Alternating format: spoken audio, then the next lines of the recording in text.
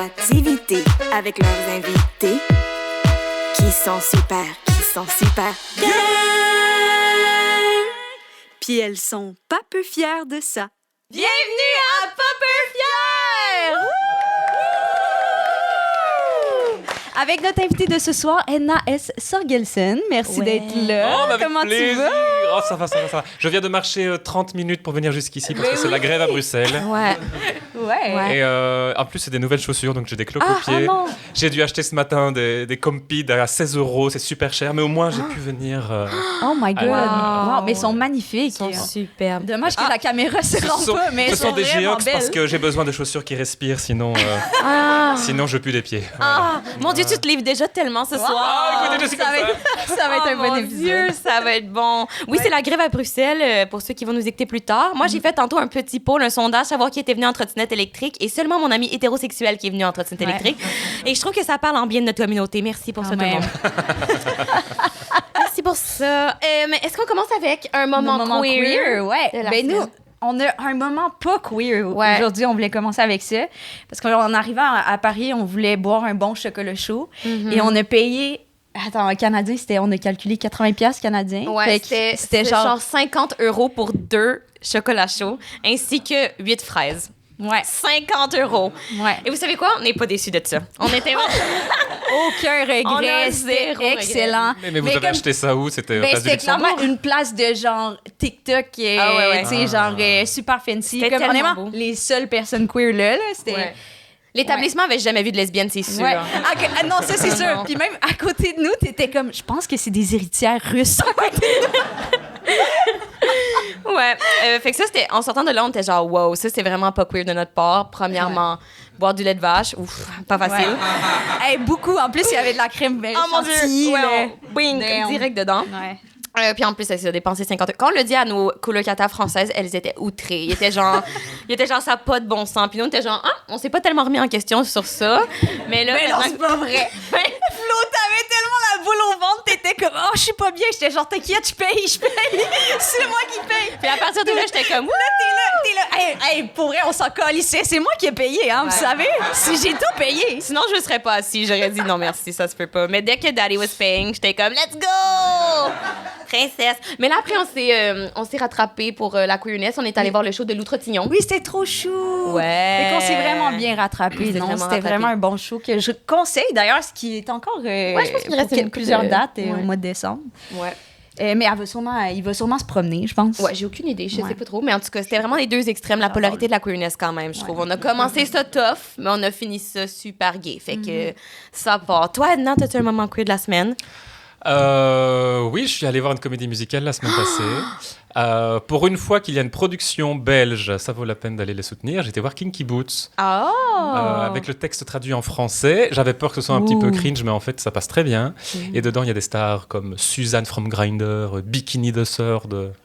Bikini the Bikini. Third. Bref, des drag queens du milieu de Bruxelles. Et donc, c'était J'adore. vraiment chouette de voir qu'au final, pour la première, il y avait tout le milieu queer bruxellois qui était là. J'adore. C'est tellement Vraiment cool, Il vraiment. paraît que c'est full bon, je l'ai pas vu, mais tu sais, on voulait la voir à New York. Mais vous partez quand?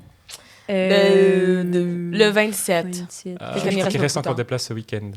On n'est pas là On ce n'est pas week-end, là. on part jeudi. Ah, le 27, on est quand aujourd'hui? On est le 25. Ah oui, non, C'est fou. ça, malheureusement. Non, désolé. Demain, on va à Bruges, on découvre votre beau pays. Oh là là, la Ouais. Venise du Nord. Vous aimez le chocolat chaud va être 80 €. Je descends dans votre regard. Vous avez tout fait, genre. Ah, ouais. Come on, on veut découvrir du pays. Mais en vrai, c'est le cliché, mais je pense que c'est un truc à voir. C'est quand même Ben, unique. tu sais, c'est ça qu'on se dit. Ouais. En tout cas, on vous tient au courant. Regardez nos stories. OK, mais c'est un super beau moment queer. Est-ce que t'es une fan de comédie musicale en général, tu dirais? Non. Non. J'aime bien, mais je ne vais pas les consommer. J'aime bien écouter sur Spotify, mais il faut pas aller sur Spotify. Les comédies musicales sur Non, Spotify. maintenant c'est cancelled, non, je crois. Ah oui, à cause. Ah oui, sûrement. À cause Ouais, de plein de c'est trucs, mais bref, je Oui. sais plus jamais où écouter la musique. Mais en Mais gros, dans le j'aime sens, bien t'écoutes écouter les les- comédies musicales parce qu'il y a quand même une façon de faire particulière. Et alors, il y a des comédies musicales françaises qui sont un peu ringardes, mais j'aime bien Notre-Dame de Paris. Et parce que c'est pas du tout la même recette que les comédies musicales américaines. Et les comédies musicales américaines ou anglo-saxonnes ont une façon de faire, de plus jouer et moduler la voix qui est beaucoup plus théâtrale. Et donc j'aime bien un petit peu les deux, je trouve ça amusant. Et qu'on là, mais je chante comme ça. C'est bon, nous, J'adore. on est quand même super fans, fait qu'on aurait pu vraiment. chicaner sinon. Fait que je suis contente que tu te sois rattrapée en disant que t'aimes quand même ça. Ouais. Fiouf! Tchouf. Fiouf! C'était ça de sortir. Ouais, vraiment. Ben, on peut pas parce qu'on est vraiment pris au piège ici, mais si on pouvait, ouais, Non, 100%. non, ouais. En plus, c'était une super bonne critique. Moi, je suis juste comme, j'aime ça quand ça chante, mais c'est tout. J'avais pas vu les différences. C'est vraiment une bonne critique. Je commencerai à poser nos premières questions quand même. On est là pour ça, quoi. On est là pour ça. placoter, tu sais. Mais là, on est Travailler. dans une librairie qu'on n'a pas pluguée encore, le Unity Bookshop. Oui. De mon amie Aurore. Peut-être mise en contexte de comment moi et Aurore on s'est rencontrés. Je travaillais en restauration à Montréal il y a genre sûrement 8 ans, hein, fucking longtemps. Puis j'étais vraiment jeune, genre j'avais comme 19-20 ans. Puis j'ai rencontré Aurore, puis elle m'a amené vers le vice, je vais être honnête. C'est comme ça que j'ai commencé. C'est mes premiers parties. C'est à partir de là, je pense. J'ai commencé, on faisait le party, on faisait la grosse fête. Puis après ça, on allait servir des pizzas. Souvent, super hangover. C'est comme ça qu'on s'est rencontrés, amis depuis. Et maintenant, on est là, puis on fait de la business, quoi. Et du coup, vous voyez tous les combien de temps ou c'est juste un... Jamais, tu sais, on habite... Jamais. non, ça faisait 5 ans qu'on s'était pas vus, puis là, on s'est vus cet été, puis là, on s'est revus là. Fait que ça faisait vraiment longtemps qu'on s'était pas vus. Mais avec la COVID et tout, tu sais, on s'est éloignés, mais ça pas le va. choix, on n'avait plus le choix de voyager, donc non, c'est nos retrouvailles.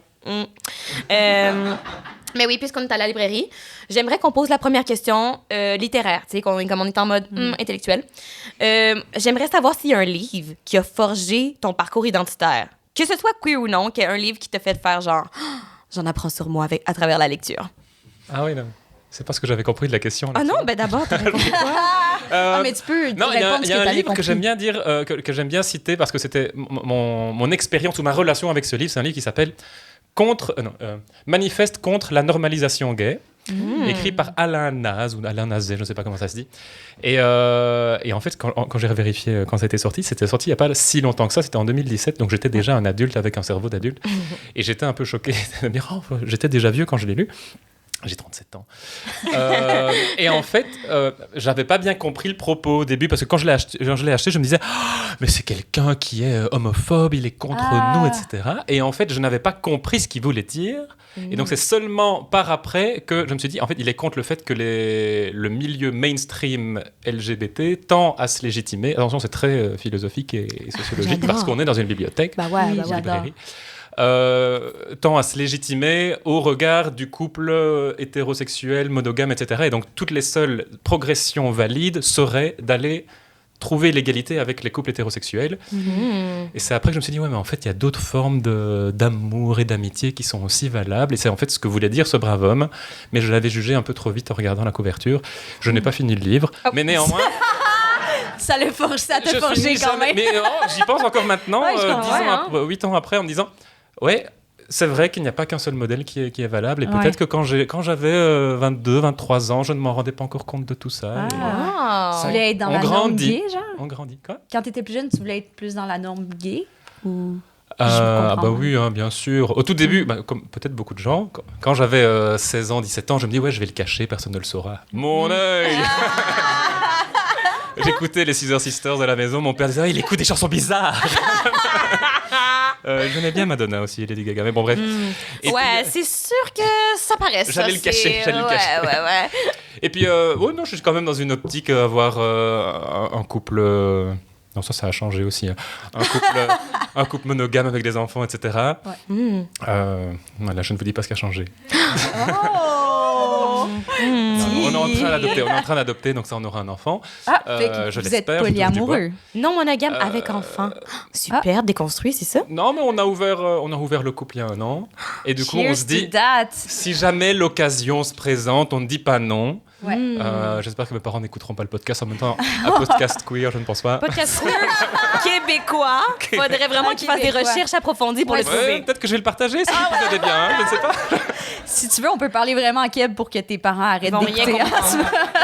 Ils vont rien comprendre. OK, ben super bon livre. Rappelle-nous le nom. Manifeste contre la normalisation gay. Mais ne le lisez pas jusqu'au bout. Voilà. OK. Et en plus, c'est con, c'est vraiment genre 50 pages. C'est un petit livre format poche comme ça, tu vois, qu'on achète à l'Unif. Wow. bref. En plus, t'en as parlé comme si c'était le dictionnaire. Ah, mais même pas du tout. Wow. Moi, j'étais genre, Je suis suis trop très, idiote très pour lire ça, moi. Je n'aime pas lire parce que je me perds trop vite, je ne finis pas les livres, même s'il y a plein de bonne volonté. J'ai 40 000 livres qui s'accumulent à côté de mon lit. Et puis je lis 2 pages, je m'endors et enfin, je ne sais pas, je ne suis pas un bon lecteur. Je comprends. Essaye les audiobooks, ça change une vie. C'est Hein. vrai? Ouais, je te jure. Moi, j'adore. Je fais mon petit ménage, j'écoute un audiobook. Après ça, je dis à tout le monde, moi, je l'ai lu. Je l'ai pas lu. Je l'ai écouté. Mais ça compte. Anyways, toi, Ansa, c'est quoi le livre qui a formé tes jeunes années queer, tu dirais? Ben moi, je dirais Les Chevaliers d'Émeraude. Je sais pas si vous connaissez. Vous connaissez? C'est très québécois. Très québécois. Pour les personnes qui connaissent pas, c'est des chevaliers. C'est une histoire de chevalier avec du surnaturel. Ben, tu t'en rappelles-tu un peu? Oui, ben c'est des Ouais. semi-chevaliers, semi-magiciens. Exact, semi-chevalier. Ouais. Il y a beaucoup de cul, non? Magicien. C'est ça que j'allais dire. C'est hyper sexuel. Hyper sexuel. Mais c'est genre tous des enfants en 6e année du primaire qui... C'est fait pour les 14 ans, mais c'est méga sexuel, là, genre vraiment intense. Et genre Je me rappelle- sous-entendu ou sous-entendu? Non, vraiment pas. non, zéro. C'est genre littéralement, premier chapitre, ça décrit le corps du chevalier. Ouais, l'âme, quelque chose de même, son nom. Cochon. Ah. Il était chaud. Il était chaud! Il était chaud! Ben oui, il était vraiment chaud. Ah, tu voulais Mais être tu vois, moi, c'est ça, j'étais comme, je suis genre dedans, mais finalement, je pense que je voulais plus être lui et genre fourrer la fille à la peau mauve. Mais lui, ils fourraient ensemble, tu t'en rappelles? Kira, je pense qu'elle s'appelle. Impossible, incroyable! Voir que je me rappelle de ça. Mais oui, ça m'avait marqué et ça a forgé mon identité.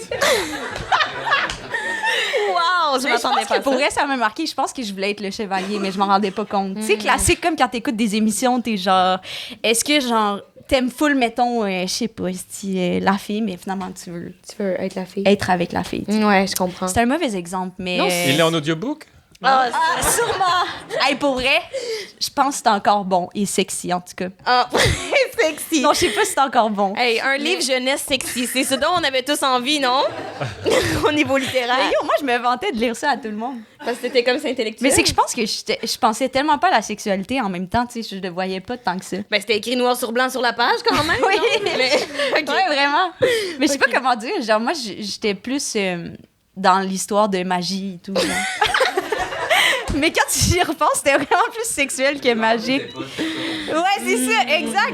Hey, mes parents étaient tellement fiers. J'ai tout lu la série. C'est genre 9 livres. Elle a même fait d'autres éditions. Là. Genre, Mais c'était ouais. clairement queer ou c'est juste blindé non, de cul? non, Il y avait il des était pas relations queer, LGBT? Il était pas queer. Ah, non, c'est non. juste, je pense que je voulais être le chevalier, tu Ok. comprends? Ouais. Ouais. C'est Il y a identitaire. une série basée sur ça aussi. Après. Ah ouais? Ah ouais? Ah ouais, il y a d'autres mondes, là, ils ont comme... C'est comme Amos d'Aragon version Chevalier de monde avec plein de monde. Exact. Oui, mais Amos d'Aragon, c'est pas Ça. full sexuel, tu sais. Is it?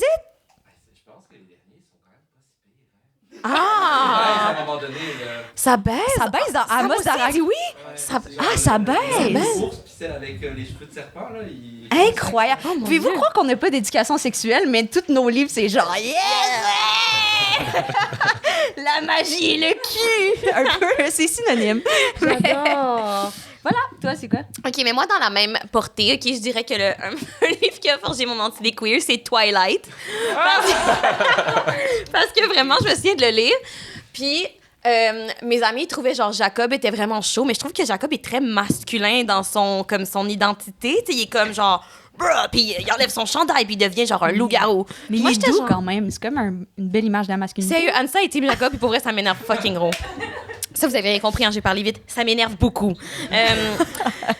Fait que oui, donc, je lisais Twilight, puis j'étais genre... il y a quelque chose... Je vivais du désir pour la première fois, mais j'étais comme... en effet, moi, je voulais être à la place de Edward. Mais en même temps, je voulais pas nécessairement baiser Bella. J'étais juste en mode... Je voulais baiser Edward s'il avait les cheveux longs. C'est vraiment ça, je réalisais de plus en plus au courant de ma lecture.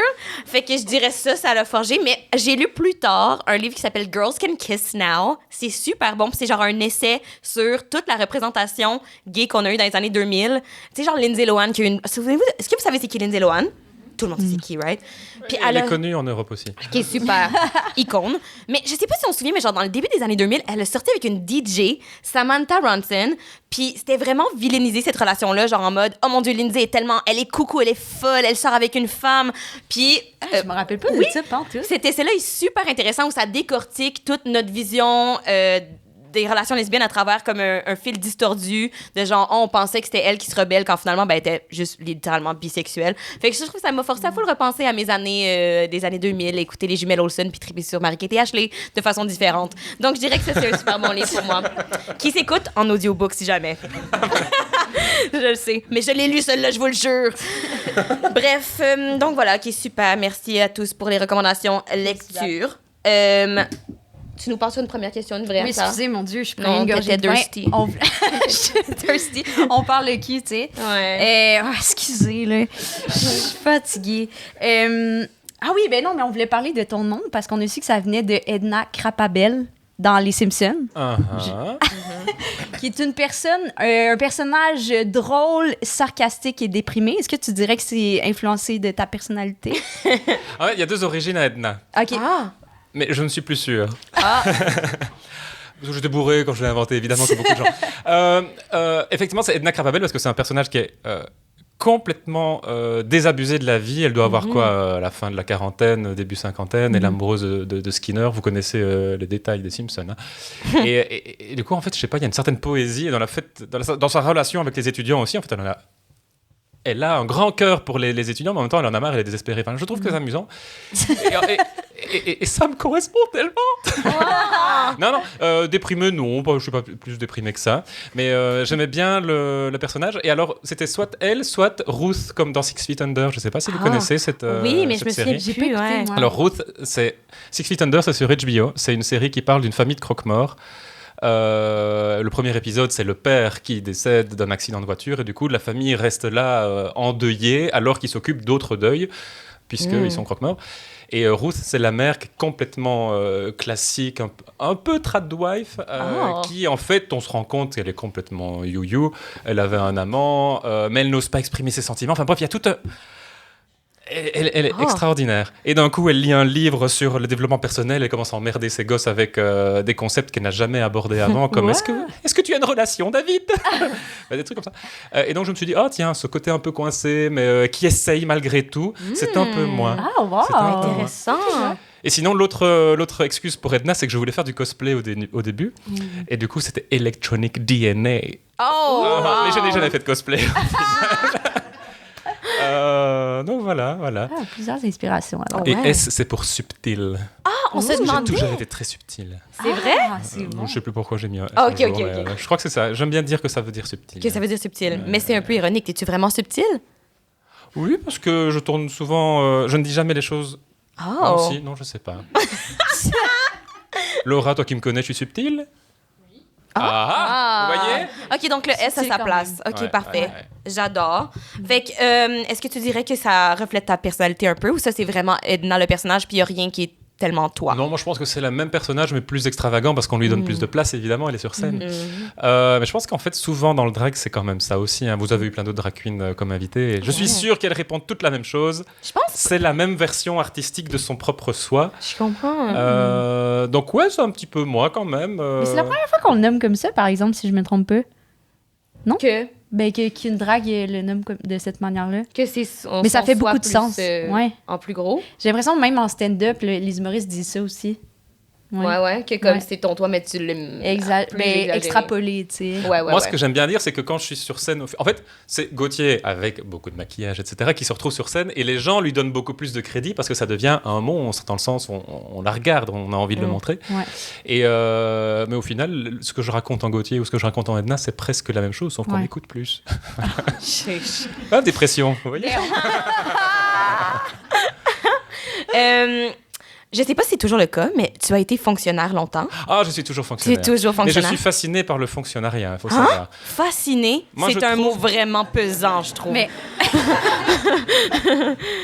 Pourquoi? En fait, je suis quelqu'un de très sérieux. Mais parce qu'en fait, les fonctionnaires, c'est un petit peu comme ceux qui travaillent dans le monde marchand, non marchand, dans les associations, etc. C'est ceux qui travaillent pour le bien public et pas pour empocher de l'argent. Alors, il y a le cliché du fonctionnaire qui est planqué et qui est juste là pour ne pas bosser. Ouais. J'imagine que vous avez le même cliché. Honnêtement, moi, c'est vraiment juste ça que je pensais dans ma tête. Mais continue. T'as l'air d'avoir une version plus noble, j'aime. Il y a plein de gens qui sont vraiment motivés par l'intérêt général. Il y a des vieux planqués, des vieilles planquées, il faut être inclusif. Mais il y a quand même aussi beaucoup de gens qui ne comptent pas leurs heures parce qu'on a envie de faire passer des lois ou des dossiers, etc. qui sont importants. Ouais. Et du coup, alors attention, moi je travaille au niveau budgétaire, hein, donc j'adore mes tableaux Excel. Je veux respecter les deadlines. Je suis content quand il y a la loi. Et quand je disais tout à l'heure, fêtons le fait qu'on a un budget, je suis sincèrement très content. C'est un budget de merde, on est d'accord. Mais il y en a un. Ça veut dire qu'il y en a un que je ne serai pas en crédit provisoire l'année prochaine et en prudence budgétaire. Mais c'est drôle, tantôt, par rapport à la drague, tu disais que tu aimais ça être plus impro, puis de, tu sais, pas être encadré. C'est-tu à cause que dans ta vie, ton autre vie, t'es fonctionnaire, puis c'est très, très cadré? Ouais. Alors, en fait, c'est très cadré parce qu'il y a plein de procédures, mais je crois que je dénote un petit peu parce que ça reste la même personne, donc en final, j'adore les improvisations. Ça, c'est pas inquiétant pour le budget. Mais là, je dois me forcer à bien tout préparer, etc. Mais après, je suis lancé en réunion. Si je suis en réunion et que c'est moi qui l'anime, je suis en spectacle presque.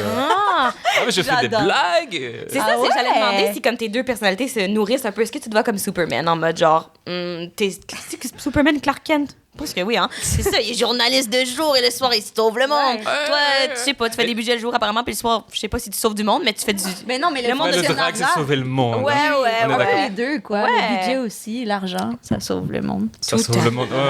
Vrai. Ouais, ça dépend s'il est bien dépensé. Ça dépend dans quel sens. J'allais dire, à la limite, oui, avant que je participe à Drag Race. Non, pardon, après que je participe à Drag Race. Ah oui? Non, attends, pardon. La question, c'est quoi? Avant que je participe à Drag Race, il y avait beaucoup plus une différence parce que mes collègues, sauf quelques collègues, ne savaient pas que je faisais du drag. Et en fait, j'ai dû annoncer à mes collègues que je participais à Drag Race. Comment tu l'as annoncé? J'avais tout prévu. C'est bon. J'avais commencé... Bon, on avait filmé au mois de août. Et ça a été diffusé, ou en tout cas, le casting était diffusé au mois de janvier avec le premier teaser. Donc, entre-temps, j'ai commencé à mettre du vernis pour aller au travail, comme ça les gens disent « Ouh là là !» est-ce qu'on te faisait des commentaires? Ah bah oui, mais qu'est-ce que c'est que ça? Mais je sais pas, je trouvais ça joli, nanana. Puis j'ai commencé à changer la couleur de mes cheveux à ce moment-là. Et donc petit à petit, je voulais montrer qu'on pouvait jouer avec son apparence. Et un jour, en réunion d'équipe, parce que je suis chef de service, très sérieux, je dis « Alors, chers amis, chers collègues, j'ai participé à une émission de télé-réalité en tant que comédien. Saurez-vous me retrouver ?» Et paf, je lance... Drama queen. T'étais genre... J'ai une mise en scène. C'est un petit lundi au bureau pour tout le monde. Ouais. Et en plus, la réunion n'avait servi qu'à ça parce que... Non! Et j'avais demandé que tout le monde soit présent physiquement à Bruxelles et pas de télétravail, juste pour leur dire... Voilà, et puis du coup... ils m'ont dit qu'ils n'étaient pas choqués, qu'ils s'y attendaient. Comme quoi, j'avais bien préparé le terrain parce que je ne voulais pas que les gens soient choqués. Après, évidemment, ça reste un milieu professionnel, donc ils ne diraient pas en direct, en face à face, si jamais ça ne leur avait pas plu. Mais a priori, ça n'a pas déplu. Et même, et ça j'ai vraiment apprécié, le service de communication interne a mis une nouvelle sur l'intranet en disant notre collègue Gauthier a participé à une émission, veuillez le soutenir, nanana. Et, pour éviter les messes basses, pour éviter que les gens comme ça dans les couloirs disent « Ah, t'as vu le PD, tu vois, le Travelo, nanana. » Au moins là, c'était le Travelo officiel. Bah et ouais. donc, le PD à la télé. Le PD endossé par la compagnie. Ouais, quand même, cheers to that. Wow. Donc, non, là, j'étais vraiment très fier d'être dans ce ministère-là parce qu'il y a vraiment une volonté d'être très inclusif. Et le service communication avait reçu des commentaires positifs d'autres chefs de service ou d'autres collaborateurs en disant ça, c'est une vraie politique d'inclusion. Vouloir afficher ça clairement, c'est parce qu'ils auraient pu aussi se taire et ne pas vouloir faire de vagues. Ouais, je comprends. Wow, fait que fonctionnaire, ça peut être cool. Mais c'est cool. Oui, c'est cool. C'est cool. C'est vraiment cool. Engagez-vous. Les fonctionnaires acceptent les PD. J'adore. On a su aussi que tu viens de Liège et on se demandait, est-ce que d'avoir grandi là, ça l'a influencé ton art de la drague? Puis est-ce que on a su qu'il y avait peut-être aussi des guerres de territoire un peu? Ouais, est-ce que c'est vrai? Entre les dragues de Liège. Ben, on a eu des secrets de drague. Des sources. Ouais. En fait, j'ai surtout vécu mon homosexualité quand je suis venu à Bruxelles. Donc, j'avais fait mon bachelier à Liège et puis je suis parti à Bruxelles quand j'avais 21 ans. D'où le fait que j'ai compris plus tard le livre, etc. Vous comprenez, tout fait sens maintenant. C'est pas juste un arriéré. Et donc, Je savais bien qu'il y avait déjà un milieu LGBT à Liège, mais qui commençait déjà à diminuer, alors qu'à Bruxelles, ça restait bien. Et j'ai commencé à travailler dans le milieu gay en tant qu'étudiant, etc. Donc, à Liège, j'ai pas vraiment vécu ma gaieté. Et c'était quoi la question après? C'était si être de Liège, ça influence d'une façon ou d'une autre ta façon de voir la drague, ou comme s'il y a des influences de ça qui viennent... Je pense qu'il y a des influences, mais je suis une drague bruxelloise du coup. Edna est née à Bruxelles chez maman, où il y a vraiment une tradition du drag qui est de la traveloterie. On fait pas du drag. Oui, mais c'est ça, en lisant, je t'ai vu que vous appeliez ça travelote pendant super longtemps. Ça fait pas si longtemps, c'est genre jusqu'en quoi, 2012-2017 que je lisais que tu disais... On disait travelote parce que les drag queens, c'était les américaines, c'était ce qu'on voyait dans RuPaul avec des yeux comme ça, ou à la limite même Priscilla, princesse du désert, enfin des make-up très extravagants. Là où chez maman, on travaillait beaucoup plus la féminité, on voulait pas exagérer le maquillage. Et moi, j'ai commencé un peu quand Drag Race commençait à apparaître, donc j'ai commencé en 2014, et là c'était la saison 4 de RuPaul's Drag Race. Petite émission que vous connaissez probablement. Et du coup, je pense être une des dernières travelotes de Bruxelles, mais qui commençait à être influencée par le mainstream, ce qui me rend unique.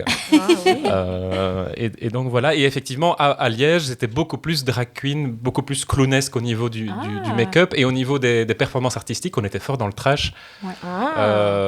C'était vraiment un milieu beaucoup plus anarchiste, punk. Donc c'était assez fun aussi. Ça s'appelait la Mama Roma, un club à Liège qui a malheureusement fermé. Et on sent vraiment que Liège a une grosse nostalgie pour ce milieu-là, parce qu'ils font encore maintenant, 10 ans après de la fermeture, ils font de temps en temps des soirées spéciales, et il y a plein de vieux LGBT qui viennent par nostalgie, et c'est vraiment chouette. Et nous, on arrive, les arrivistes qui viennent de Drag Race, salut, on va vous expliquer comment faire le drag.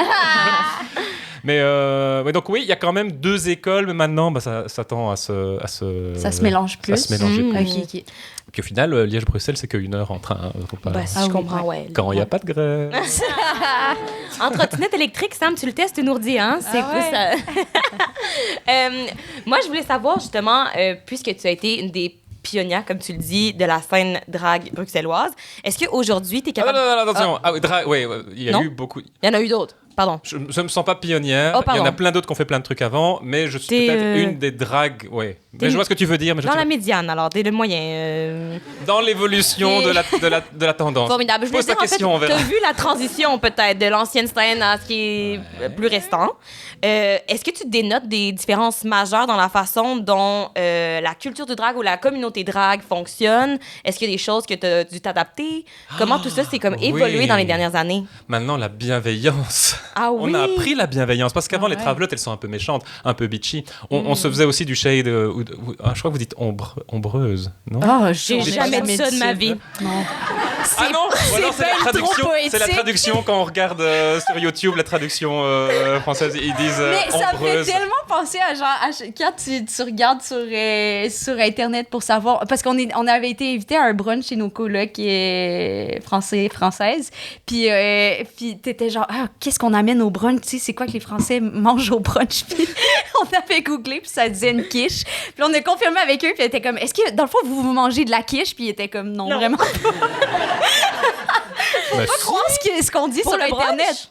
Il y a des quiches dans les brunchs, non? Non, mais dans le sens que c'était pas genre un thing. Il n'y avait pas prévu manger de la quiche. Nous, on a vraiment googlé quoi amener à un brunch français, puis là, c'était genre quiche. Fait que là... Non, c'est de l'avocat qu'il faut amener, non? Et du saumon. Avocado. C'est la même chose que ombrageuse, là. Ça se communique moyen. Mais bref, on dit shade. Throwing Vous shade. dites aussi shade? Alors, c'est du shade. Mais donc, oui, l'évolution... En fait, j'avais l'impression qu'il y avait beaucoup d'entre-soi avant, et puis maintenant, après c'est des variations, mais j'avais l'impression que le drag était très dans l'entre-soi. D'ailleurs, je me rappellerai toujours, j'étais sorti au You Gaiety Dance, les soirées gays, le dimanche soir, en drag, ce que je ne faisais pas souvent. Et du coup, on était en 2014, attention, en 2015, et je me rappelle qu'on nous jugeait parce qu'on était... les travelotes. Ah ouais, c'est les PD, c'est les efféminés, c'est les travelotes, nanana, donc on n'était pas cool. Alors que maintenant... Même dans la communauté gay, ouais, bien sûr, ouais. mais la communauté queer est tout aussi stigmatisante que les autres communautés. Absolument, oui. Et donc maintenant, avec Drag Race, effectivement, il y a beaucoup plus de spotlight sur les drags, que ce soit queen ou queer ou king. Et ça, c'est une belle évolution, je pense. Et du coup, il y a quasiment partout des drags qui apparaissent dans plusieurs établissements. Moi, ce que j'adore particulièrement, c'est l'élection de Miss Bear, par exemple. Donc en fait, on a Mr Bear, donc les hommes poilus. Oui. Voilà. Et apparemment, c'est un concours de Mister qui existe un petit peu partout, en tout cas en Europe. Je suis tombée sur un concours de Mr Bear accidentellement avec mes parents. Comment on tombe accidentellement? Ton père, il était comme, oh, j'avais mal compris, là, c'était quoi l'événement? Et c'est quoi ces bûcherons? J'ai amené ma hache. Il était surpris. Moi, j'étais comme, je vais vous amener au Cabaret Mado, qui est comme un cabaret super populaire de drague. Puis c'est la soirée des Bears. Les deux, ils étaient genre... Quoi? Mais moi, j'étais comme, je suis pas familière, je connais pas trop. Mais bref, donc, c'était les Bears. Et donc, depuis quelques années, les Bears font aussi une élection de Miss Bear. Et donc, tu as juste des Bears avec 3 fossiles et beaucoup de rouge à lèvres qui font un spectacle et qui, à la fin, ont une belle écharpe et qui sont très, très fiers. Donc, le fait qu'on joue un peu plus officiellement avec les codes du genre, je trouve que c'est une belle évolution plus explicite qu'avant. Ou en tout cas, les gens conscientisent plus la dimension du genre qu'avant. Moi y compris. Qu'est-ce que tu veux dire, toi y compris? Qu'avant, je m'amusais en drague, en travelote, mais avec Edna, et surtout avec les débats plus actuels, je comprends l'aspect plus politique de faire du drag. Bah oui, tout à fait, je comprends. Là où les plus jeunes drags, maintenant, vont directement revendiquer et venir avec des panneaux en disant « on a des messages à donner ». Moi, j'étais « non, j'ai un lip-sync à faire ». Moi, je veux mourir sur scène. Ça, c'était comme ça qu'on condamnait les choses autrefois, avec du Dalida. Mais ça prend quand même, je sais pas, de la motivation pour aller après dans un bar puis te sentir un peu discriminé ou jugé. Tu sais, même si tu te sentais pas dans la revendication, il y avait quand même une forme de revendication malgré toi. D'exister, genre? Je sais pas, parce qu'en fait, moi j'ai toujours vu Edna comme une version artistique et un boulot aussi, donc en fait je sors très rarement. Si j'ai pas une soirée drague avant ou après, etc., je sors pas en drague. Et même en général, je sors pas des masses non plus. Je me sens plus discriminé quand je vais dans un bar hétéro, où je me sens vraiment pas à ma place. C'est pour ça que je sortais pas beaucoup dans le Carré à Liège. Je suis sorti dans le Carré, mais... par contre, oui, non, à Bruxelles, ça va. La rue est tellement petite, c'est vraiment un microcosme. Ouais, je catch. En tant comme cis-gay, je ne sais pas maintenant, évidemment, je sais bien que de temps en temps, pour les femmes trans ou peut-être les lesbiennes, il y a aussi des difficultés. Parce qu'on dit que c'est la rue marché au charbon, la rue des PD, mais en fait, c'est la rue marché aux garçons. Et vous êtes passé par là? La rue marché au PD, non? Je pense pas. Ah, voilà. Mais du coup, en fait, c'était pas sur Google, en tout cas. Personne nous a passé la note, mais je suis vraiment intéressée à aller visiter. C'était pas sur TripAdvisor. Mais je suis sûre que si. Il y a la Rainbow House, il y a le Belgica, il y a tout ça. Vous n'avez pas encore été? Non. Oh là là. Mais sortez de chez vous, mon Dieu. Mais oui. Après, on est un mardi, donc je suis pas sûr qu'il y a beaucoup de choses. Mais, et du coup, en fait, souvent, il y a... c'est une rue avec des petites terrasses ou des petits trottoirs et tous les gens regardent ceux qui passent. Et donc, c'est vrai que c'est un peu intimidant parce qu'on se sent fort jugé, évidemment, quand on passe.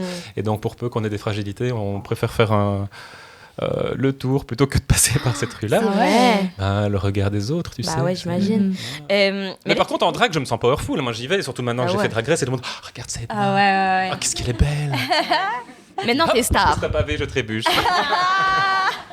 Mais tu disais plutôt que à la base de ta drague, t'étais vraiment en mode, moi, je suis juste là pour faire ma performance. Puis que là, maintenant, il y a un aspect revendication qui vient avec ta drague. Est-ce que tu te souviens du moment où t'as senti ce changement-là, d'être comme, OK, là, c'est plus que juste moi qui m'amuse, puis là, en ce moment, je porte vraiment un message? Je pense que c'est en ayant travaillé au Cabaret Mademoiselle à Bruxelles. C'était le cabaret qui est toujours d'ailleurs tenu par Mademoiselle Boop. Et là, la particularité, c'est que ce n'est pas que des dragues, c'est que des drag queens, contrairement chez Maman où c'était que des drag queens à l'époque. C'est aussi des drag kings, mais des danseuses et des danseurs burlesques, des circassiens, des pole dancers, etc. Donc il y avait vraiment plein de choses et tout un grand mix. Et du coup, dans les loges, on échangeait un peu plus sur différents points de vue. Et on se rend compte qu'en fait, quand on écoute les autres, ça ouvre des portes. Ouais.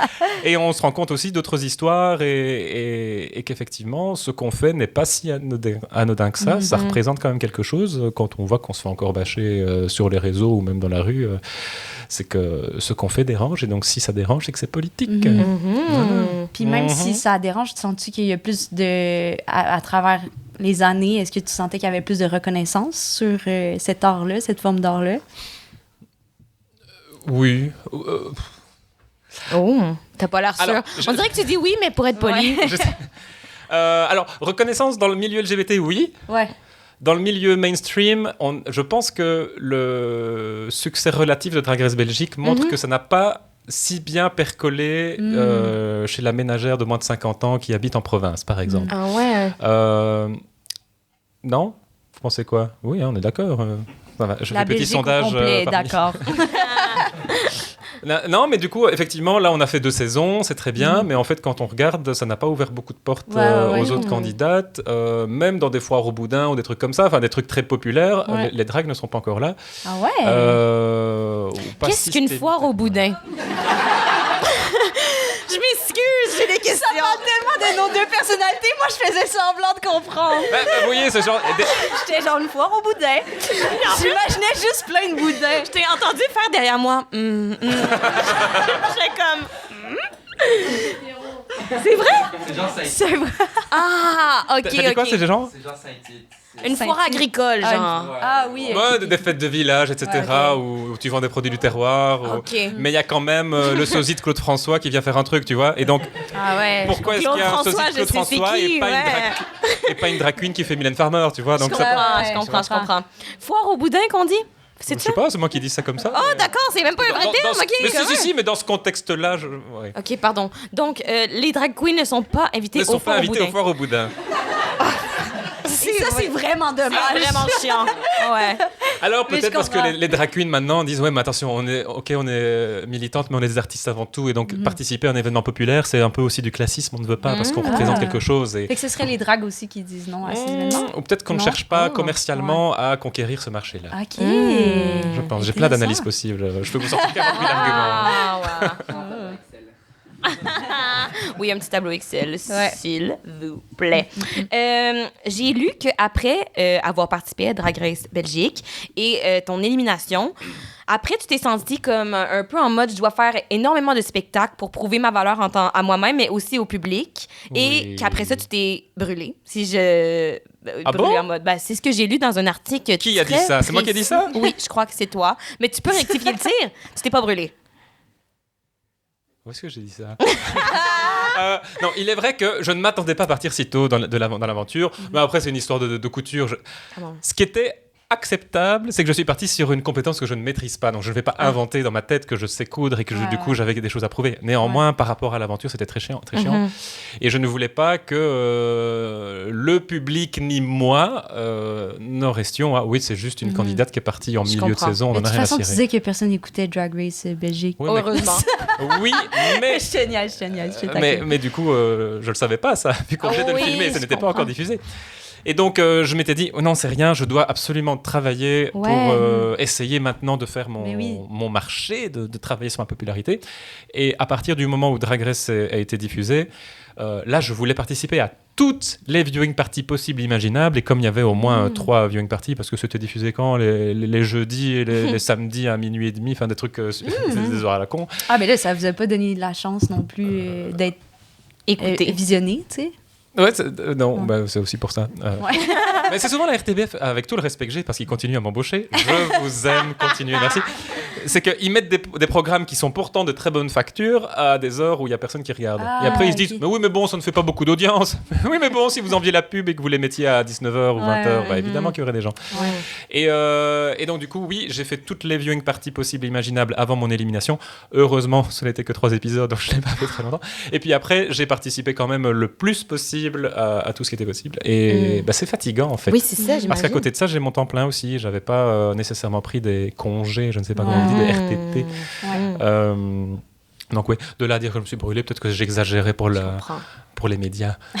C'est Edna qui disait C'est Edna qui que parlait. c'était... Mais en vrai, c'est vrai que j'étais très fatigué. Mais encore maintenant, je suis fatigué. Par exemple, jusqu'à Halloween, je travaillais dans un casino à la Côte et le spectacle s'est arrêté. Pas à cause de moi, donc je ne l'ai pas pris personnellement.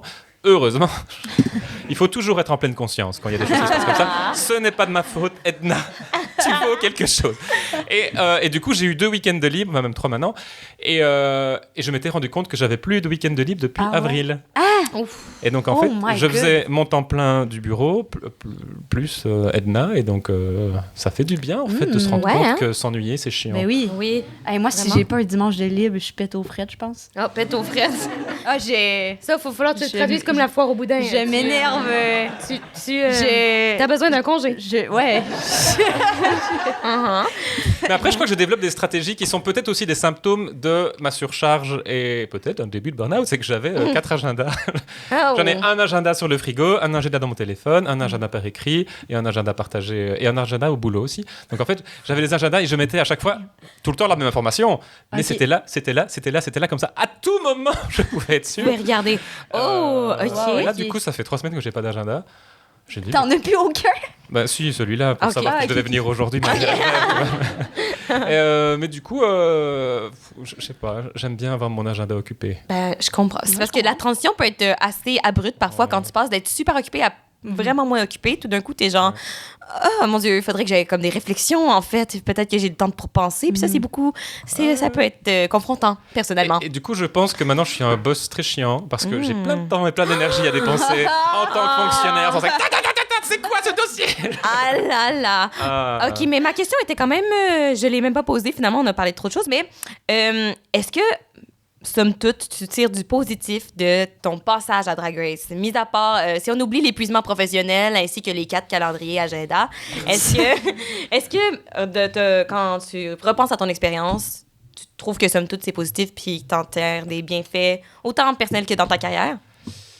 Je continue à croire que l'expérience en elle-même, les quelques jours de tournage, voilà, c'était pas l'expérience la plus fascinante. Alors, est-ce que j'en ai retiré du positif?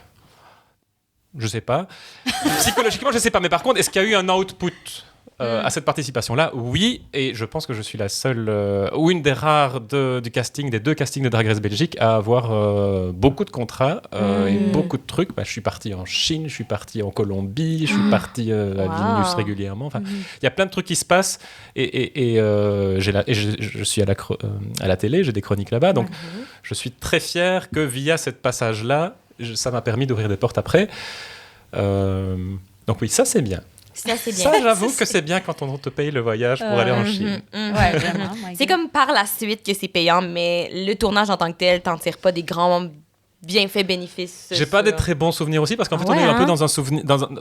ni bon ni mauvais, en fait. On est dans un tunnel, il se passe quand même beaucoup de choses.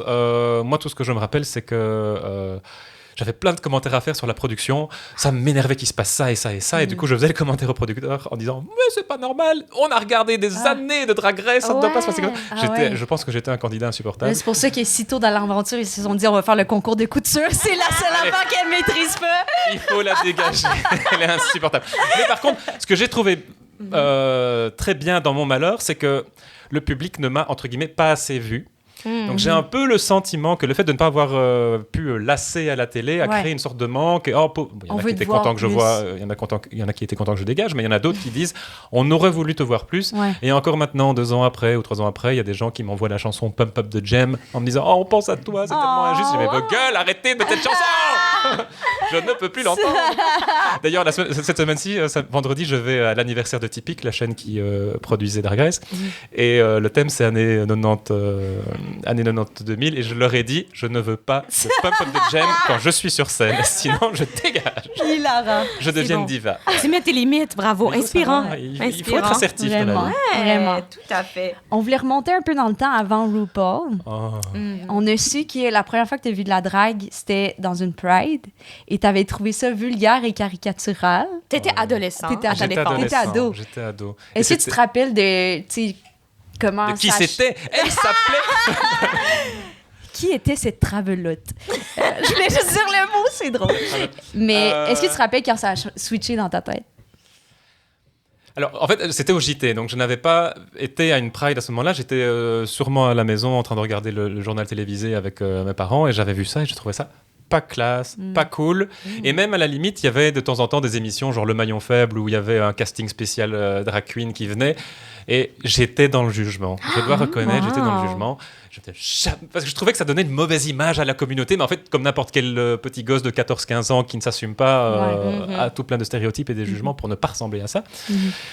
Il y a du chemin qui a été parcouru, vous savez. On peut changer. On peut changer. À vous qui nous écoutez, vous pouvez changer. Et puis, en fait, ce qui a changé, j'ai grandi et donc du coup, j'étais peut-être plus ouvert d'esprit et j'ai commencé à travailler chez Maman, donc un bar travesti ici à Bruxelles, comme barman parce que mon compagnon travaillait là-bas et qui cherchait un soir un étudiant et donc voilà. Et je me suis rendu compte que j'étais très neutre par rapport au drag, c'était ni bien ni mauvais. Voilà, c'était des artistes qui faisaient le spectacle et ça suffisait. Donc, je crois que ça a évolué d'un jugement négatif vers du neutre et maintenant, j'aime beaucoup les spectacles quand il y a des drag queens. Je préfère aller dans un truc avec du drag qui montre qu'il y a une certaine ouverture d'esprit ou une certaine philosophie de vie plutôt que d'aller dans un spectacle hétéro. Ce serait quoi un spectacle hétéro? Ça existe la culture chez les hétéros? La foire au boudin. Ça sonne hétéro. Parfois, c'est les soirées travelo aussi, les foires au boudin.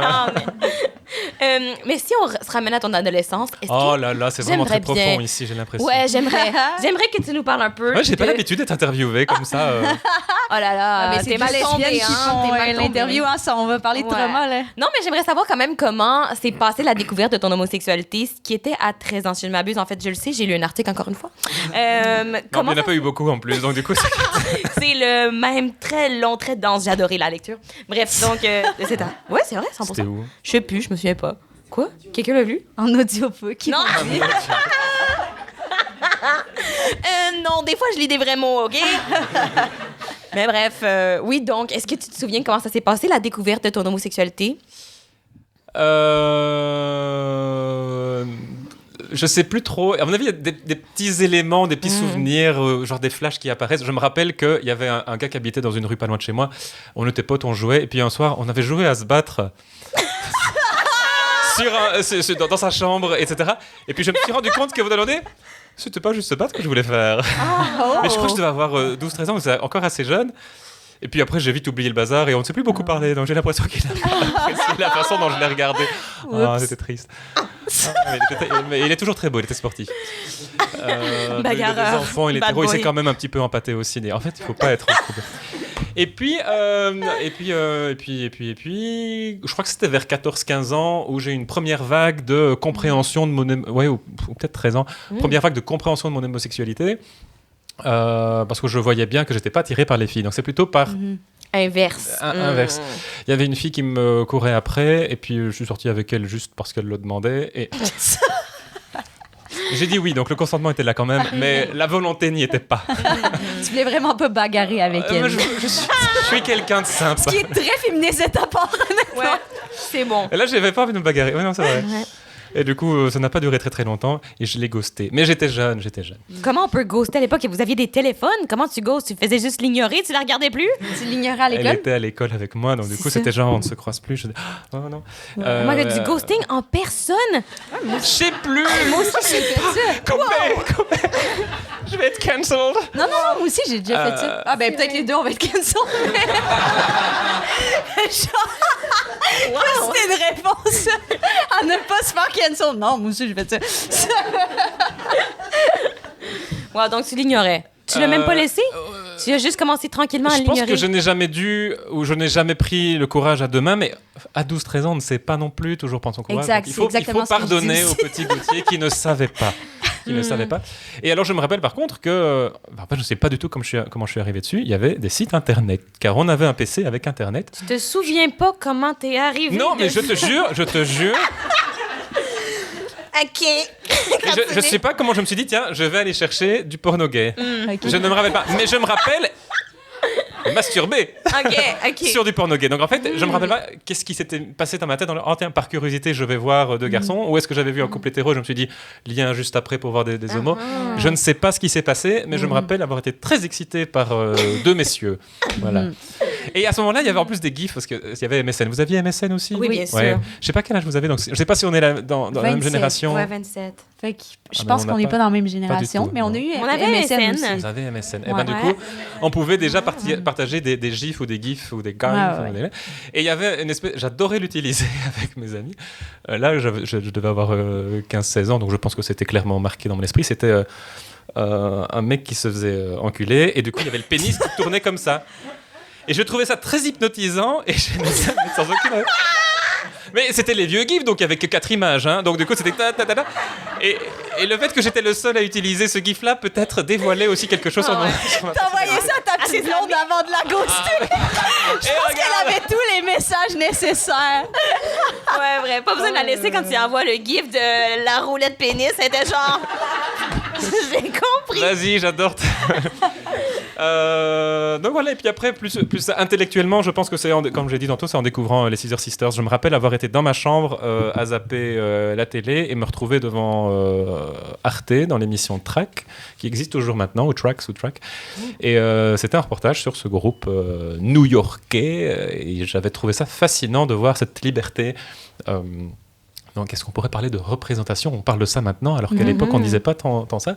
Et je me suis senti un petit peu représenté, et voilà.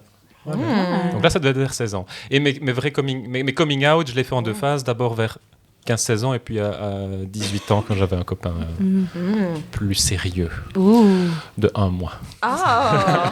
Ouais, mais à 18 ans, on se sent plein d'émotions, etc. Tout à fait. Mais le premier à 16 ans, c'était genre à ta famille et tes amis ou vraiment Non, juste à toi-même, ma en famille, fait? à moi-même et à quelques amis, et à 18 ans à ma mère, et à 19 ans à mon père.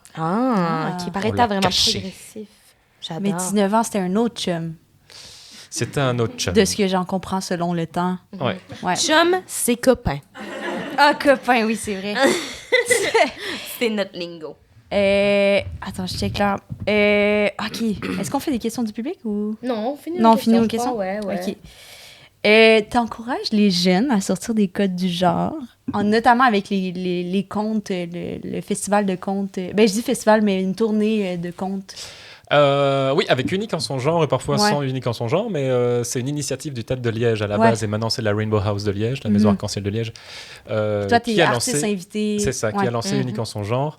Et donc l'idée, à la base, c'était que des drag queens, et puis après ça a grandi avec des drag kings, des queers, des paquets de frites, des artistes en tout genre, etc. Moi, je vous jure, il y a Colette Collerette qui le fait en paquet de frites et qui le fait en paquet de frites. Et donc oui, c'est des lectures de 3 à 10 ans, je pense. Enfin, ça dépend des groupes. Et maintenant, le projet évolue. On essaye d'aller dans les maisons de repos. On essaye de faire des lectures pour les adultes et même en milieu carcéral. Donc, pour ouvrir un petit peu le bazar. Maintenant, moi, je préfère faire avec des enfants. Les lectures. Attention. Ça me fait penser à Rita Baga parce que Rita Baga était venue... Oui. Rita Baga était venue nous revoir, nous les candidates belges de la Grèce Belgique, pour faire un spectacle ici au Cirque Royal. Et avant le spectacle, on avait un meet and greet. Et donc, il y avait plein de gens qui faisaient la queue juste pour faire les photos. Et dès qu'il y avait des enfants, elle disait « Montrez les mains » parce qu'il y a plein de haters sur Internet qui disent que si on ne voit pas la main, c'est qu'on est en train de toucher les enfants. Ah ouais! Donc, du coup, le lien d'idée, vous avez compris. Ouais. Vous réécouterez la séquence. Vous savez pourquoi est-ce qu'elle vient avec ça. Et donc oui, c'est pour ça que je précisais. Ouais. Wow. Donc, est-ce que pourquoi tu je es disais tout le ça temps les mains comme ça? Quand il y a des gosses, j'essaye de montrer d'être comme ça. Les machin. photos. Oh les mains! Mais parce qu'on ne sait pas, les gens sont dingues sur Internet et donc les gens sont oui ou pour un non, dingues. on est Tout à fait. Ouais. Tout à fait. Mais on se demandait, toi, dans ta jeunesse, est-ce que t'as été pris un peu dans les codes de genre, tu sais, au-delà de l'orientation Non. sexuelle, ou t'étais bien... J'ai toujours été un homme cis, et quand je jouais à World of Warcraft, j'ai toujours été des personnages masculins aussi. Ah oui, mais des taurennes. Donc des espèces de minotaures, voilà. C'est quoi des torrents? Ah, des Des minotaures. grosses vaches. Des grosses vaches? Des gros taureaux, du coup. J'étais druide, voilà. Wow, OK, Oui, parce qu'il faut aimer la nature. J'adore. Dans ce cas, qu'est-ce qui t'a poussé vers la drague? Tu penses s'il n'y avait pas une espèce d'appel du code de genre féminin, c'est juste que tu en as vu puis t'étais genre je vais l'essayer, mais ça n'a jamais été comme une attirance par rapport à la féminité? Pas du tout.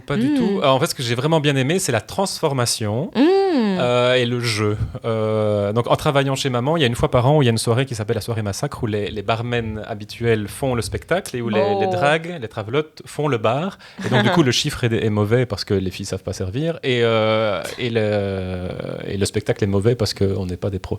Mm-hmm. Et du coup, ça s'appelle la soirée Massacre.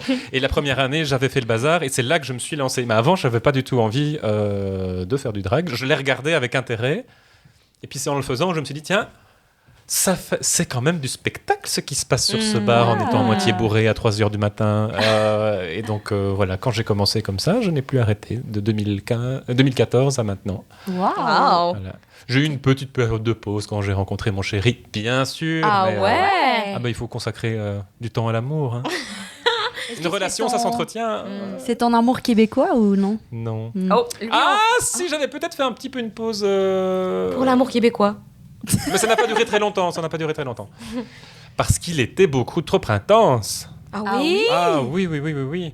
Mais c'était exceptionnel. C'était vraiment genre très bien. d'intense? C'était très bien. C'était très bien. Ça, c'était très bien. Intense en mode chevalier Mais d'émeraude. en mode, je crois qu'il voulait trop s'engager et tout ça, alors qu'en fait, il était là en Erasmus et il allait partir, donc du coup, moi, ça ne m'intéressait pas trop non plus. Je comprends. Tu voulais pas revenir, partir une cabane à sucre avec lui ici à la maison. C'était pas.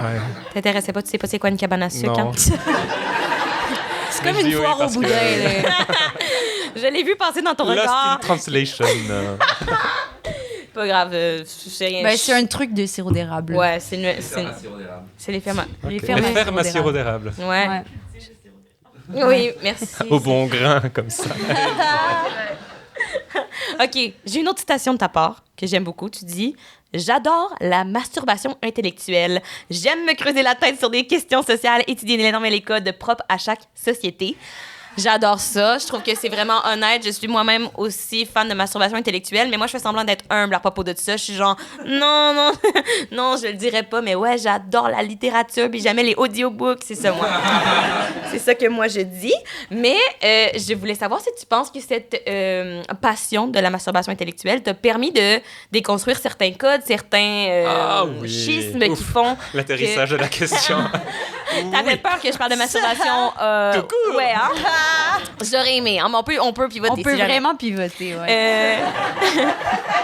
Oui, je pense que cette heure-ci, mes parents ne regarderont plus de toute façon, parce qu'on a trop digressé. Donc, j'aime pas spécialement la masturbation, voilà. Point. Mais la masturbation intellectuelle... Moi, ce que j'aime, c'est les gifs avec une roulette de pénis. Ça m'éclate. Mais j'adore la masturbation intellectuelle. J'adore discuter à midi avec mes collègues de tout et n'importe quoi. Wow! Mais en fait, c'est la psychologie de comptoir et tout ça. Je trouve ça fascinant. Je comprends. Est-ce que tu penses que ça a un impact sur ta drague? D'être capable de décortiquer autant de sujets, ça te permet de décortiquer, je sais pas, certains numéros, certains angles, d'avoir des idées un peu plus incongrues? Non. Non, parce que moi justement j'ai l'impression que je suis classique. Quand je fais je fais un lip sync, c'est pour faire le lip sync. C'est pas pour. Je suis pas une artiste sur scène quand je fais des playbacks. Je ne dénonce pas nécessairement avec la chanson. Et quand je parle, quand je présente, parce que je préfère présenter que de faire des. Je suis MC. Ok. Oui. J'adore digresser. Hein, Laura?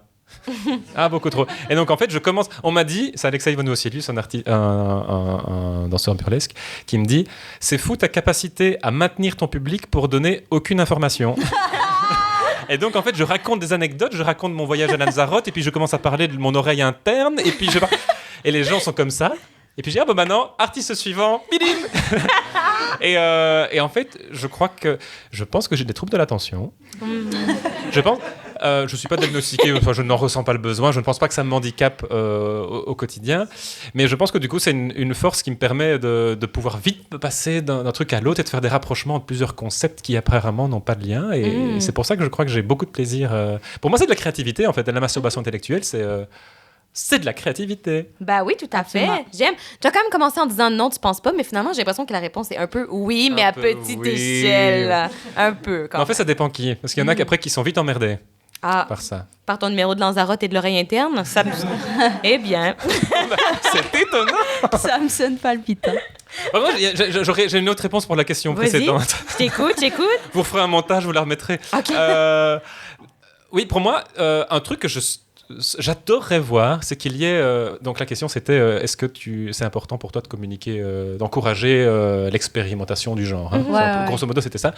Et je pense que tout le monde devrait, peut-être comme une profession de foi, en termes pour faire un parallèle avec la religion catholique, à 12 ans, tout le monde devrait essayer au moins une fois de faire du drag. Ah, je croyais qu'on allait ailleurs. Alors... On parlait du genre, les codes du genre, tu pensais à quoi? Je pense que moi aussi, j'ai fait de la masturbation intellectuelle. J'étais comme, ça va être quelque chose avec la masturbation, puis essayer... Non, pas du tout. Essayer, ouais. Bref, OK, mais donc je pense que tout le monde devrait essayer au moins une fois de faire du drag, ou de la drague, parce que tu dis ça au féminin. Ah oui, pardon, oui, nous on dit la drague. Et vous dites le drag? On dit le drag, nous. Ouais, peut-être je suis juste illettrée, peut-être, hein, c'est pas grave. Ça bien. Ou l'art du drag. Oui. Parce que, en fait, ça change tellement la façon de se tenir, la façon dont on est regardé, la façon. On est tous voûtés, mais on est assis sur des planches en bois aussi, c'est normal. Quand je vois ceci, moi je pense à tout l'algorithme Instagram qui me propose maintenant plein de trucs do it yourself. Vas-y, refais ta cage d'escalier, refais ton armoire. Est-ce que vous savez que vous pouvez refaire un lit? Bref, voilà, c'est tout ça.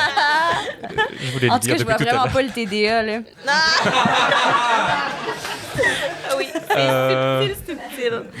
Vous avez déjà fait drag king une fois? Anne-Sage, j'ai fait du... Attends, un quoi? Du drag Du king. king. OK. Excusez. J'ai-tu déjà fait? Ah oui, une fois, oui. Mais c'était pas une performance, c'était pour un podcast. Fait que c'est juste quelqu'un qui nous avait mis en drague. Mais j'étais moi-même, finalement, tu sais. Mais t'as pas senti de transformation dans la façon dont les gens Non, je pense que c'était trop Beetlejuice, puis je me suis... Beetlejuice, faut Beetlejuice? Le personnage de comédie musicale. Ah, Beetlejuice. Beetlejuice, oui. Faut le dire à la francophone, hein. Beetlejuice. Beetlejuice. Beetlejuice. Non, ouais. Mais c'est parce que, tu sais, j'avais genre des cheveux verts. Je sais pas, vraiment différent de maintenant, là.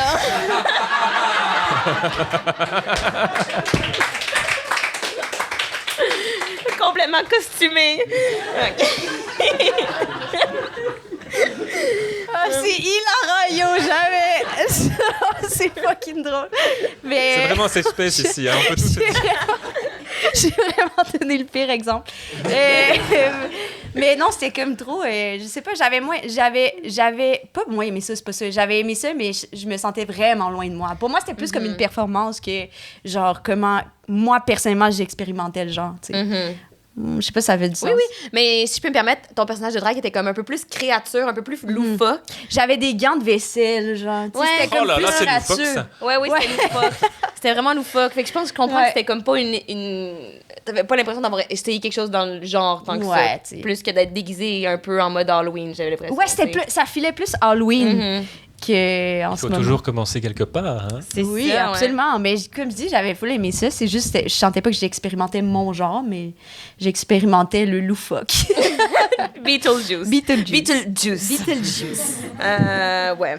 Mais c'est une super idée. J'aimerais qu'on fasse tous du drag une fois à 12 ans, spécialement, au primaire. Mais 12-15 ans. Mais tu vois, on a par exemple des cours d'Evras maintenant ici. Ça s'appelle l'éducation à la vie relationnelle, affective et sexuelle. Wow! Dans toutes les écoles? Normalement, alors je regarde. On a deux... Il y a deux phases. Hein. Il y a une qu'on a en 4e primaire, donc on a 10 ans. Et c'est quoi, genre 2 heures? C'est rien. Mais c'est plus que ça? Il faut avoir l'accréditation pour pouvoir faire ce genre de formation. Il faut avoir une accréditation. Oui, c'est ça. Donc ce sont des formateurs et formatrices. OK. Pour ensuite faire des formations dans les écoles. Donc, normalement, c'est des formations qu'on donne dans les écoles, mais je sais bien que, je crois que les parents doivent donner leur consentement pour que leur enfant assiste, non? Ou c'est obligatoire pour tout le monde? Non? Obligatoire. C'est bon. J'aime. Ah, mais après, les parents peuvent enlever les enfants des écoles, je crois, mais... Ouais. Les parents oui, hein? Les parents se et donc, en plaignent fait, il y a des sessions à 10 ans et il y a des sessions à genre 15 ans, 16 ans ou un truc comme ça pour, en fait, expliquer éducation, la vie relationnelle, affective et sexuelle pour apprendre, tu viens de le dire, mais je le dis au micro, le consentement, l'homosexualité, la protection sexuelle, etc., etc. Pourquoi je parle de ça?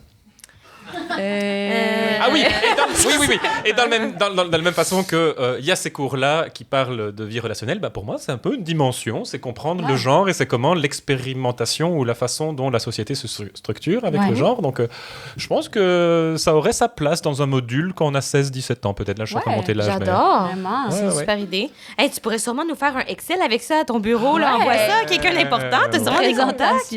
Oui. Tu nous tiens au courant de ce dossier-là. Tu nous fais-tu une dernière question? Allez, s'il vous plaît. Oui, d'accord. Oui, okay. En fait, je fais un lien justement avec les parents qui se plaignent et aussi, je pense que vous avez reçu beaucoup de haine là, avec les contes pour enfants. En tout cas, nous autres, on a vécu ça au Québec aussi avec Barbada. Je sais pas si tu connais. Elle faisait aussi des contes, une virée dans les bibliothèques pour faire des contes pour enfants.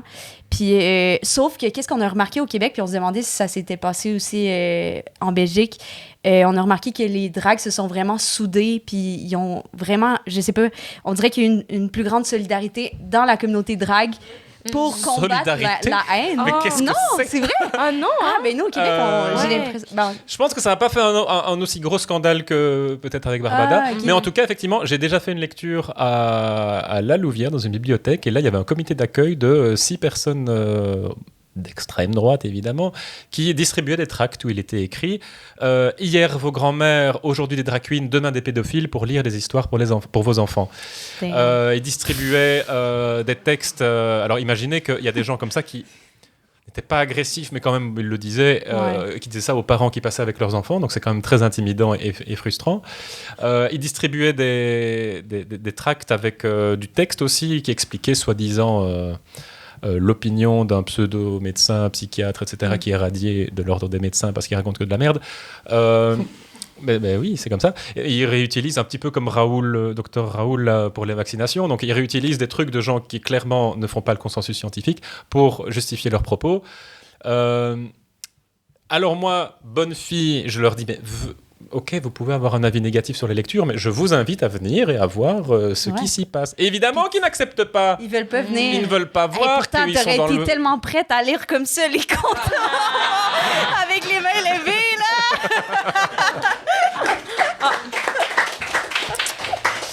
Mais il n'y a pas eu de bashing en ligne, sauf qu'ils avaient repris des vidéos de cette... Parce qu'on avait été filmé par je ne sais plus quelle télé locale, et ils avaient repris des vidéos pour les mettre sur une page YouTube d'extrême droite française, en faisant... J'avais mis une petite perruque qui n'était même pas la mienne, une petite perruque rose, un pussycat, comme disent les Américaines.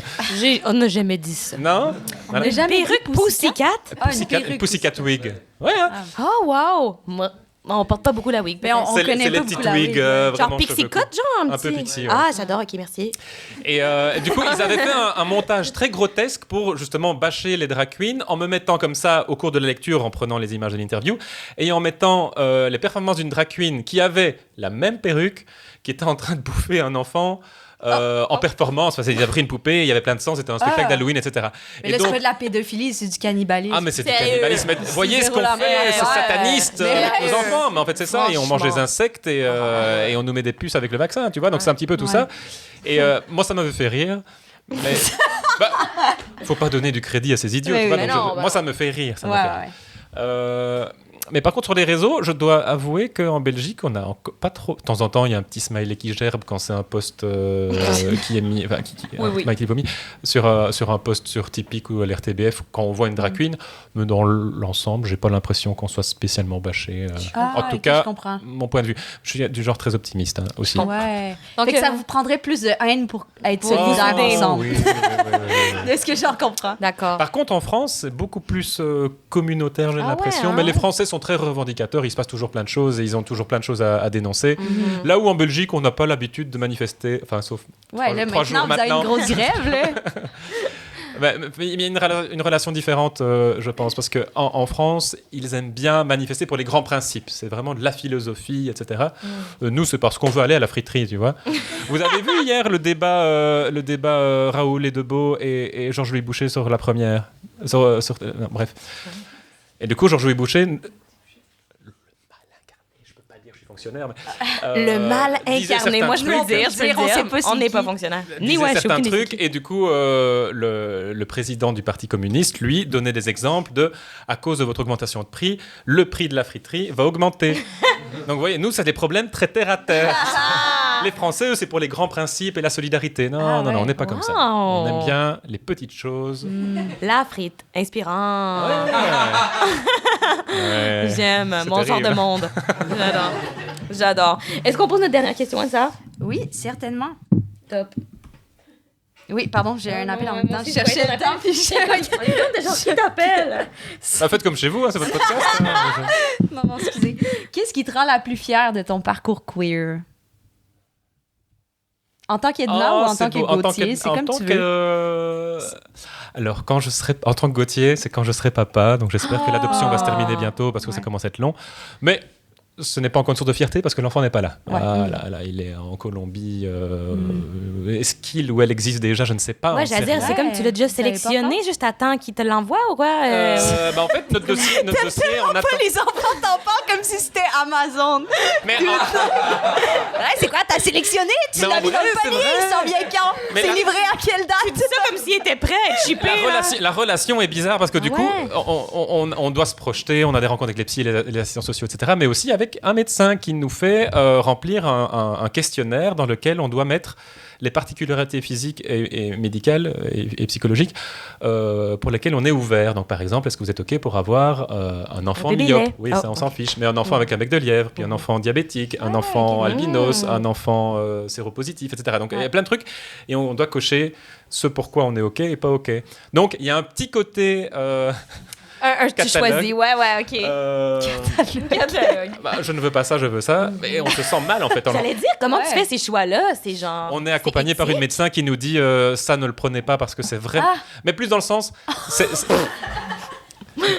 Non, enfin, elle conseille. Donc, par exemple, un problème médical, si vous mettez OK à ce machin-là, à cette particularité-là, mais que l'enfant a 3 ans, il y a peu de risques que ça arrive. Ça pourrait être des maladies cardiaques aussi, des choses comme ça. Et puis, il y a d'autres trucs où elle dit ça, c'est opérable, il n'y a pas de souci. Et il y a d'autres choses aussi où elles disent attention que, par exemple, un enfant albinos, il faut savoir que, apparemment, en termes de compétences parentales, dès qu'il sort, il doit mettre de la crème solaire. Donc, ça doit être très, très compliqué.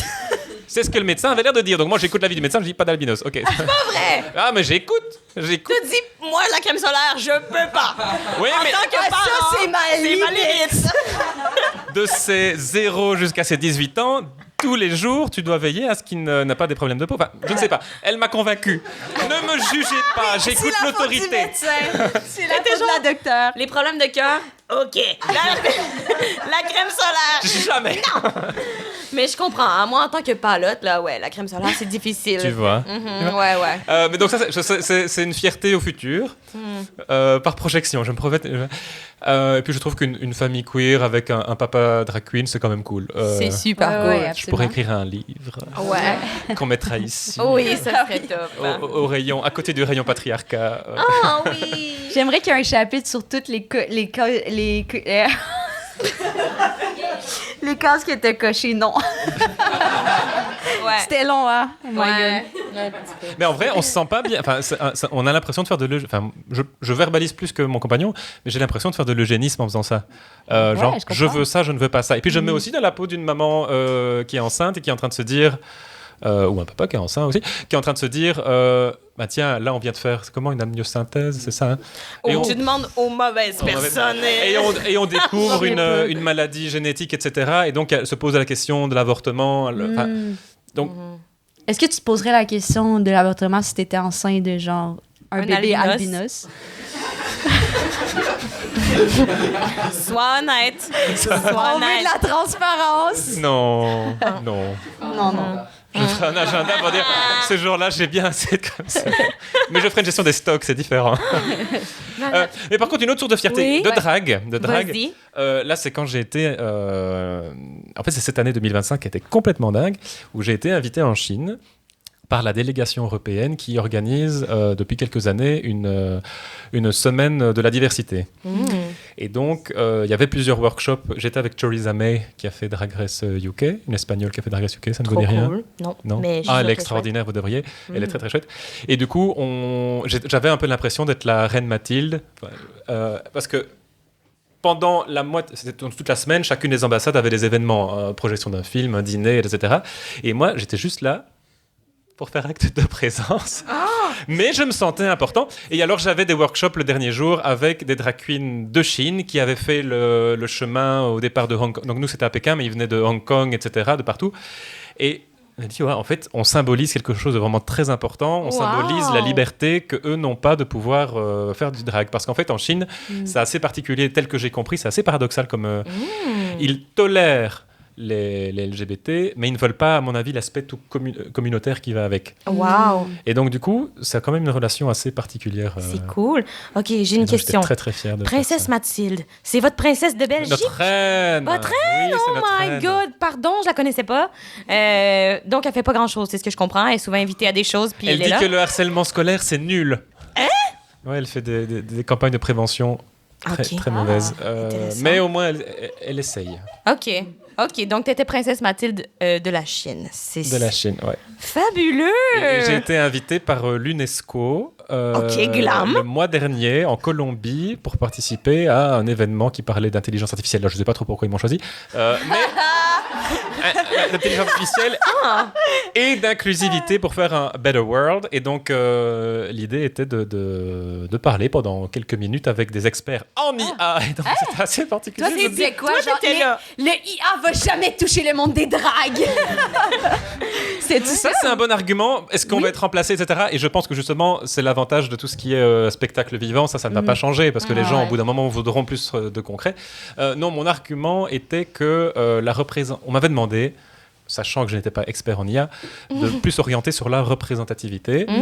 Donc, j'ai parlé de ma vie comme je fais toujours. Et puis, j'ai parlé de Drag Race en faisant le parallèle, en disant que surtout en Belgique où c'était sur les services publics, ça permet d'apporter des histoires qu'on ne voit pas dans le mainstream. À côté des paillettes, etc., et du concours, il y a quand même dans les ateliers des histoires sur la séropositivité, sur les conversions, les thérapies de conversion, sur la famille queer, etc. Et donc je disais, ce genre de discours est important. Et dans l'IA, j'avais fait une expérience où j'avais demandé à Copilot, parce que j'ai la licence pro au bureau, donc j'ai utilisé le matériel fédéral pour... Je vais être cancelled, je vais me faire virer, c'est pire. Je leur ai demandé, peux-tu créer une image avec 4 drag artistes différents?